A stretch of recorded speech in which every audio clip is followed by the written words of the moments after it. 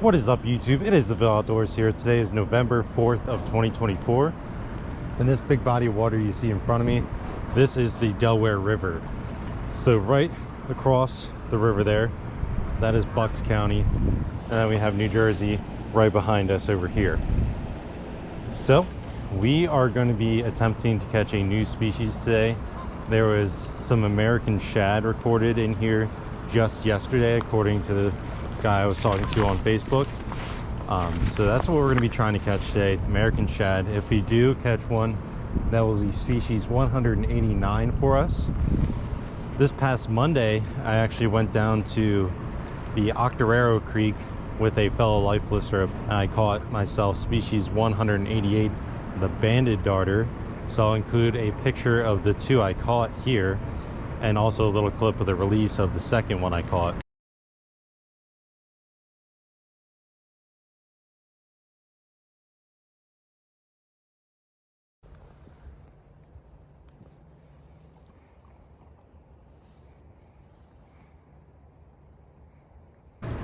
That was a really cool species. Very difficult darter to get to bite, at least in the lower Susquehanna River drainage. So that one was very cool to add to the life list, and one that I failed to catch before. So I was very happy about that. But today we're going to try and add species 189. So that's our quest today. We have the light set up here. This is the Ugly Stick Elite medium light 6-foot rod. I have a little sabiki tied on there. Now, according to what I saw online and the little research I did, you can't have more than 3 hooks for a sabiki rig when you're fishing for shad or herring in New Jersey. So I only have 2 on here. I have a small little drop shot weight on there to hold my line down. And from what I was told, the shad are in the faster moving water upstream from this creek here. So I'm gonna go ahead and wade up that creek there and see if we can find any shad. I haven't seen any in this slower moving water just down from the creek, so I'm gonna head upstream from the creek and see if we can find our target species and make this a fairly easy lifer. If this fails, the sabiki rig, I do have a Tinago set up in my car. That's what the guy caught him on yesterday. So we're gonna see what we can do. Hopefully you guys enjoy the video, and I'll see you guys up the creek. There might be some right in here.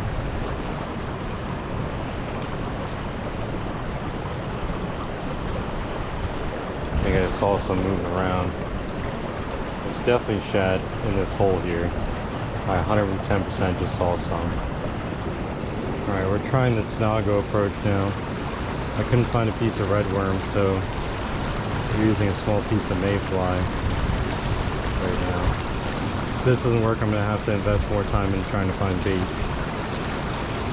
Yeah, I pretty much stole the bait off there already, so I'm going to have to look harder and see if I can find a worm.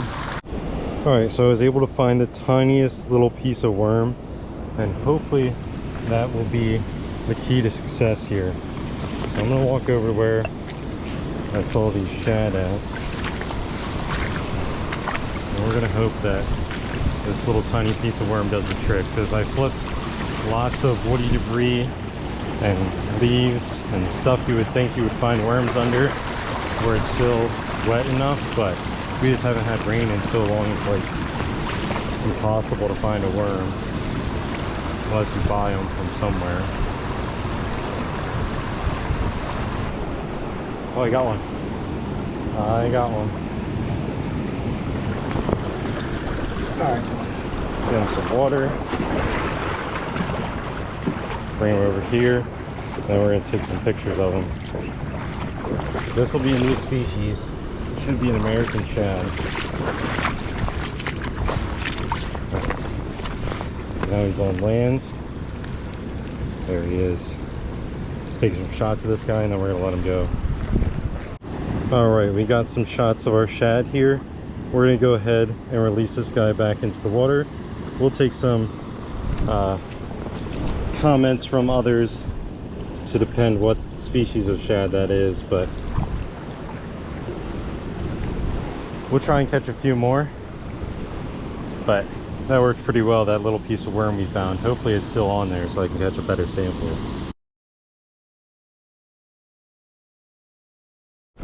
Unfortunately, our piece of worm fell off, but I did have enough worm the first time to split in a couple different pieces. So I have this piece, and I should be able to get another piece out of it as well. So we're gonna go back to our hole and see if we can get another one of those shad species.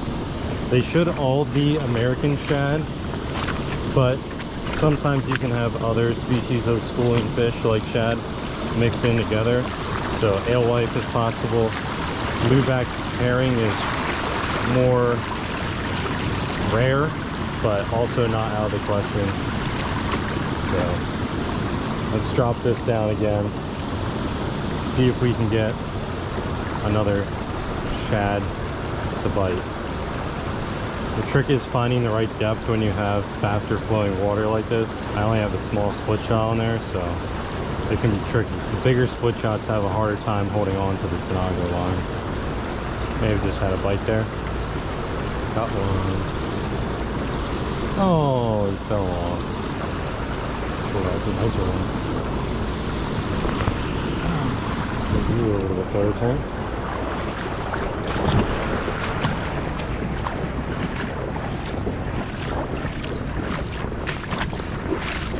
His body's not shaking too much because I don't want to take too much of the scales off.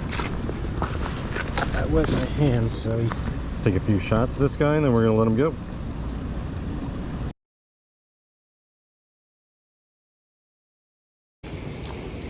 Alright, our shad here has served its time, so we're going to let him go back in the water. Come on, buddy. There he goes. Alright. So far, the Tanago and worm trick has done the work for us. Right in that faster flowing water there, there's a little school of these shad, and thankfully they have been fighting pretty good on the Tanago hook. They did not like the sabiki too much. Probably too big for them. Alright, we still have a little fleck of worm on there from our last one, so we're gonna see if we can catch a third one.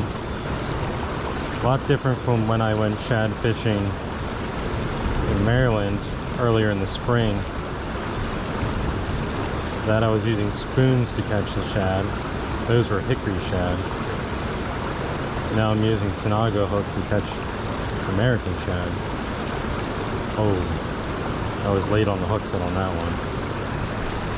There's one. Put the hand. Into the photo tank we go. Get this guy unhooked here. Just got him on the side of the mouth. There we go. And into the photo tank. Nope, nope, nope. Stay. There we go.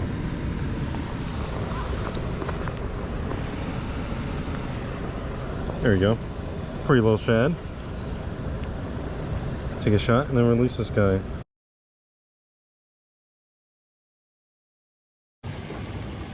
Shad number 3 is unhooked here. We're gonna let him go back in the water. Come on. There you go. Much better. He's gonna swim back upstream and rejoin his school. Alright, well, I'll definitely say we accomplished our mission. We've caught 3 of those shad already by just using small pieces of red worm.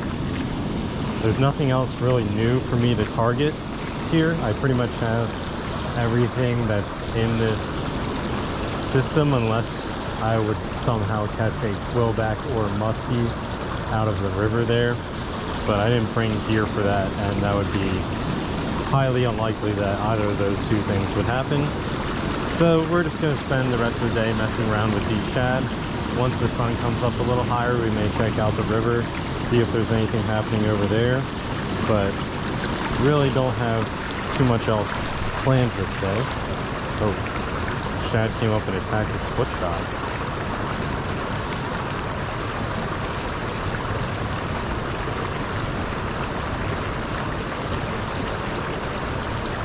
Oh, that was a good one. Did you take my worm? No, it's still on there.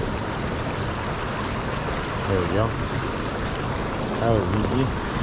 It's almost easier to target them when the sun's up. Bring them over to the tank here.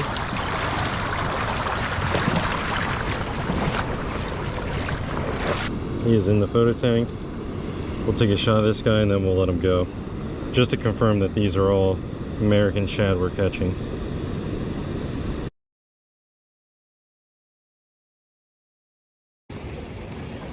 All right, we're gonna go ahead and dump out our shad here. There he goes. There we go.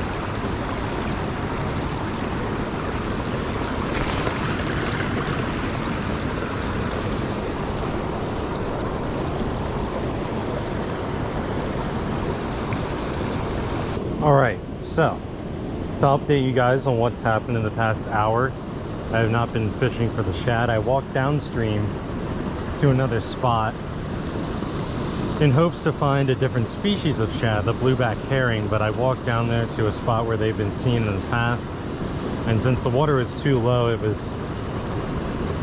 because of all this drought that we've had, there was no chance that there was going to be any blueback herring there. So we're back at the spot we started at. We're going to try and see if we can get a few more shad on the tiny sliver of redworm that we have left.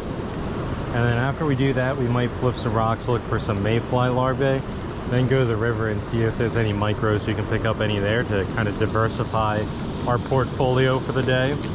So we're going to head over back to where this shad were dropped down, see if I can get another couple of them to bite on. And then we'll try and find something else. Well, they stole our worm off, so I guess we're going down to the river. I'm trying to get one on a mayfly larvae now. I checked out the river to see if there's anything happening over there as far as different species we could try and catch today, but didn't see anything happening. There we go. On the mayfly larvae.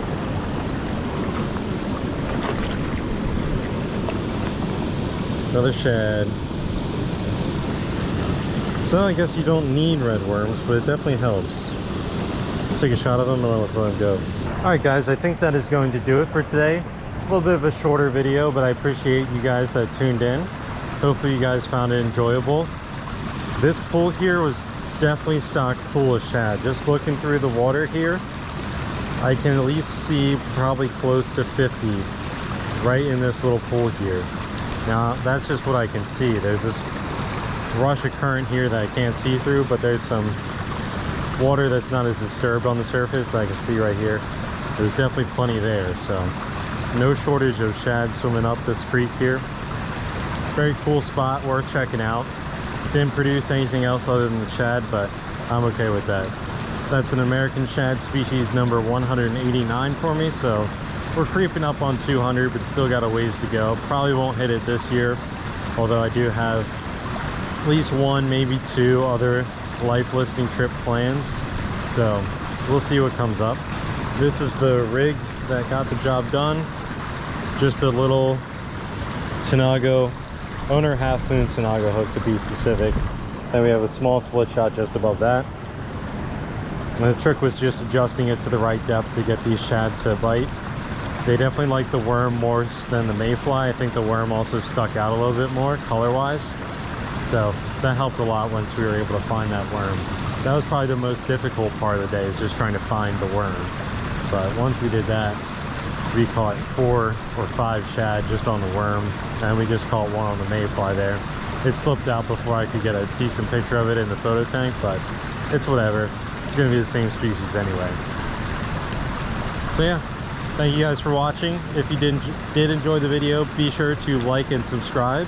And I will see you guys on the next episode of the Ville Outdoors, whatever that may be. Peace out.